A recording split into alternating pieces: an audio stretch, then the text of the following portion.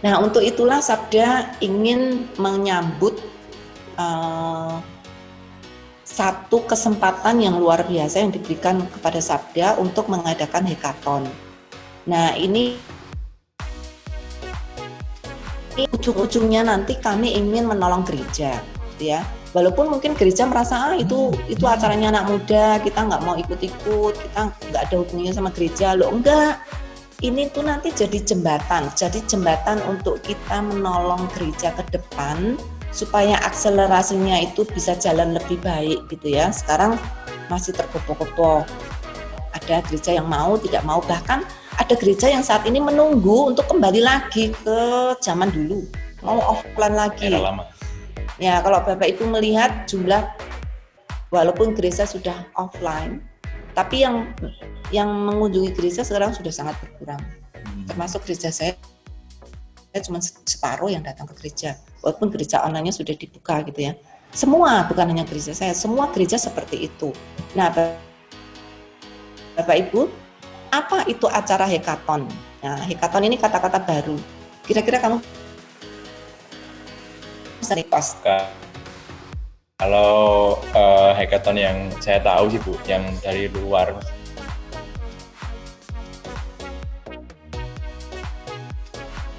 dari yang itu, jadi event yang kayak maraton gitu. Karena ada kata hack ya, jadi ada coding gitu, ada programming, basis teknologi dan informasi atau IT lah, untuk membuat berbagai proyek yang menyelesaikan beberapa persoalan atau problem yang dirangkum dalam bentuk challenge atau tantangan. Saya tahu itu. Ya, betul. Jadi biasanya acara hackathon ini diselenggarakan oleh perusahaan atau organisasi yang bergerak dalam bidang teknologi, gitu ya. Dan mereka mengundang banyak sekali programmer komputer untuk terlibat dalam pengembangan software. Jadi ceritanya kalau saya pakai bahasa orang Jawa bilang bahasa bodoh gitu ya, bahasa bodon gitu, maksudnya kita tuh mengerjakan satu proyek, dikeroyok oleh banyak orang dari berbagai tempat untuk mengerjakan proyek ini secara tadi maraton gitu ya, nggak tidur kalau perlu, 3 hari, biasanya 48 jam, tidak tidur dan terus mengerjakan itu bersama-sama, karena bersama-sama senang, lupa tidur juga bisa. Dan mereka memanfaatkan waktu mengembangkan software itu untuk membuat proyek yang sangat berguna bagi kemanusiaan atau bagi orang banyak gitu ya. Nah gitu. Nah karena itu orang Kristen juga mengadopsi acara yang biasanya dilakukan secara umum ini, secara sekuler. Tujuannya lebih ke untuk proyek-proyek Kristen gitu. Pelayanan gereja. Pelayanan Kristen ya.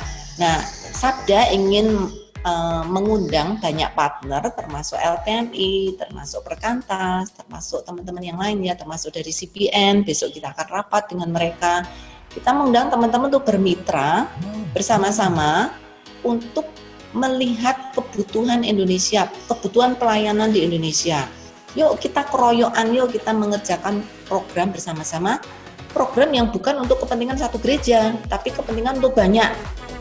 Jadi bisa di-cloning oleh gereja-gereja lain atau bisa di-cloning untuk orang-orang Kristen secara umum gitu ya, untuk dipakai banyak orang untuk memanfaatkan kesempatan ini sehingga pelayanan itu jadi majunya lebih cepat gitu ya.